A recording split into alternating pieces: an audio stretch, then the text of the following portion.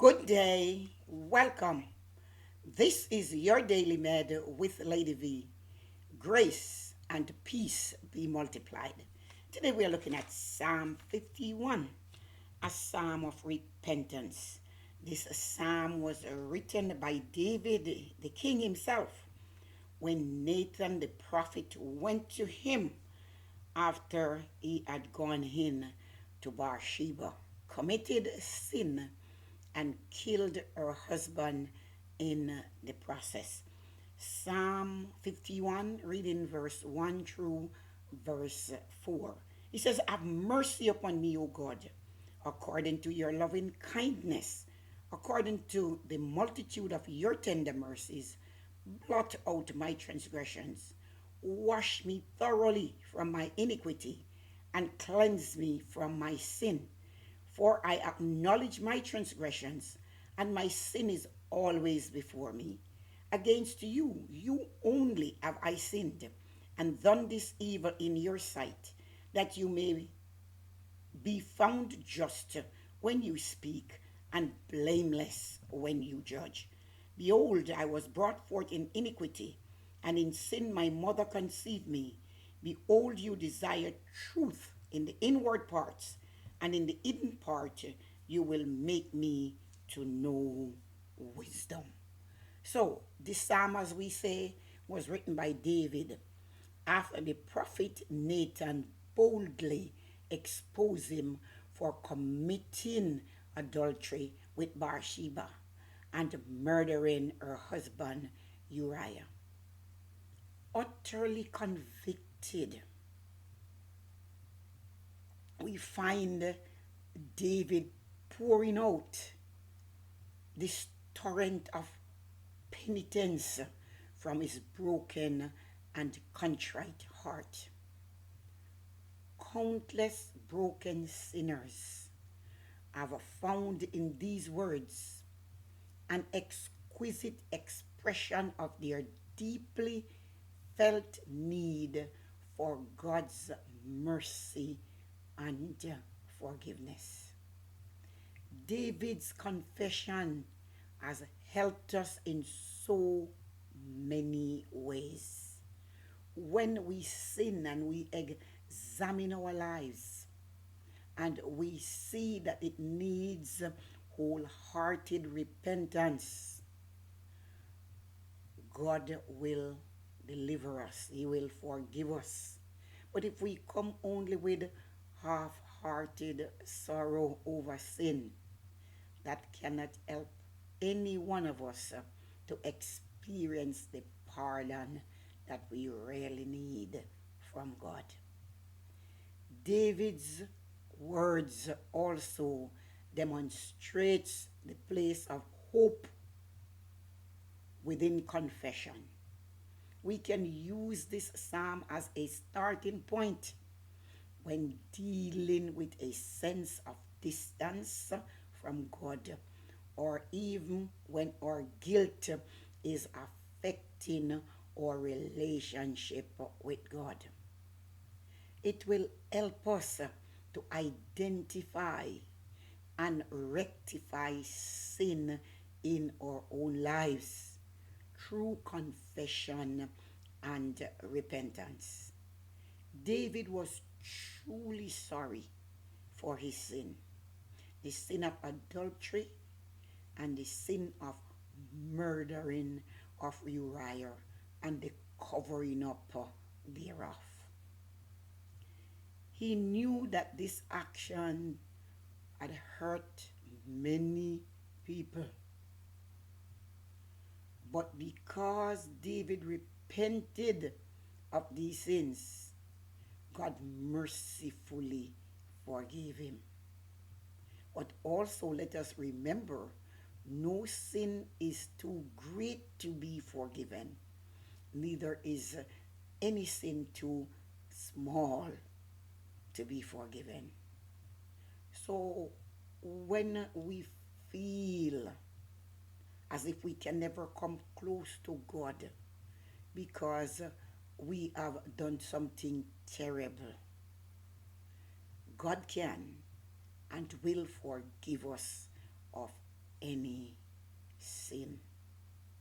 While God forgives us, however, He does not always erase the natural consequences of our sin.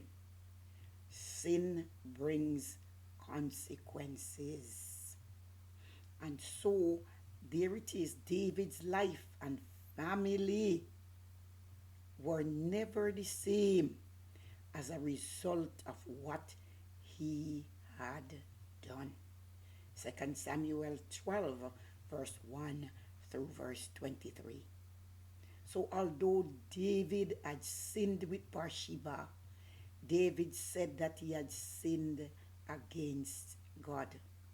All sins that we committed are sins against God, even though they were committed towards other human beings. When someone steals or murder or slander, yes, it is against another individual. Someone else becomes a victim. According to the world's standard, when someone has a sexual encounter, an extramarital affair, sex between two consenting adults, it is acceptable. If nobody gets hurt, is normally what is heard in the world around us. But let us remember that people do get hurt. In David's case, a man was murdered and a baby died. So we can see that all sins hurt us. It hurt others, and ultimately it offends God. Because sin in any form is rebellion against God's way of living. It's against what is written in His words.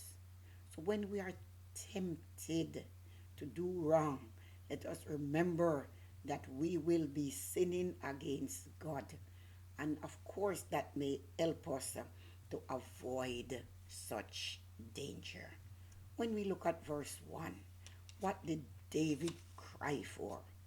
He prayed, mercy. Have mercy upon me, O God. David said, I ask for your mercy while I deserve punishment.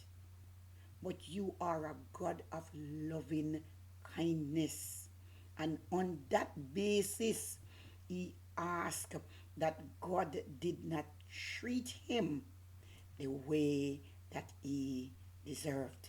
In verse 2, he says, wash me thoroughly, wash me through and through from every instance where I have departed from your straight line, and cleanse me from the way in which I have gone.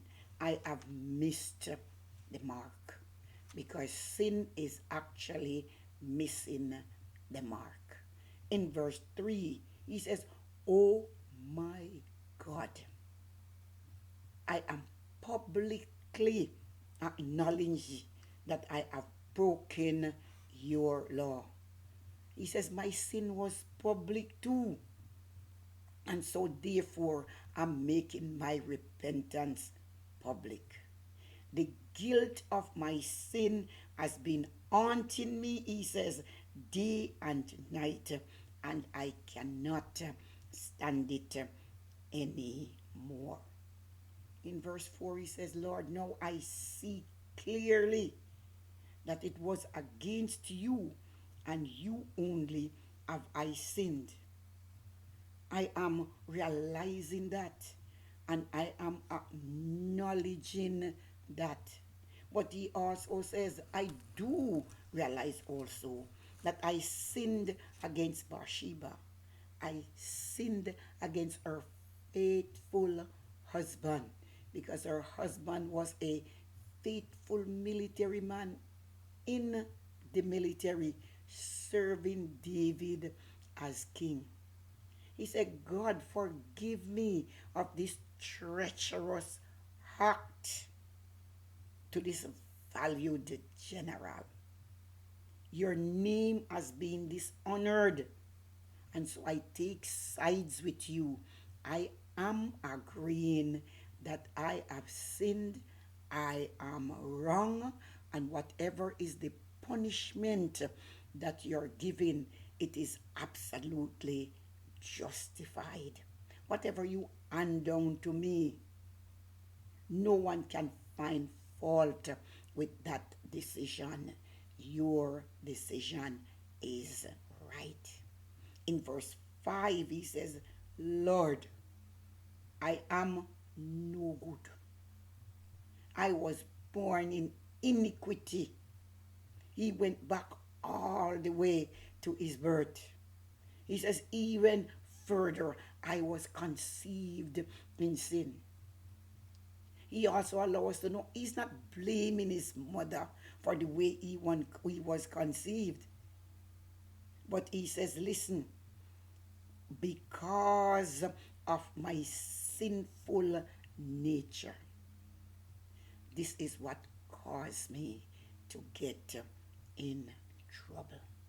So we see a sinning saint pleads for mercy from God and acknowledge that he had sinned. Let us remember, when we sin, we have an advocate with the Father, Jesus the righteous. And if we'll only but come to him with a broken heart, a penitent spirit, he will forgive us. God bless you. Thank you again for watching. Please like, please comment, please subscribe. It is free. And continue to visit my YouTube channel, Daily Med with Lady V.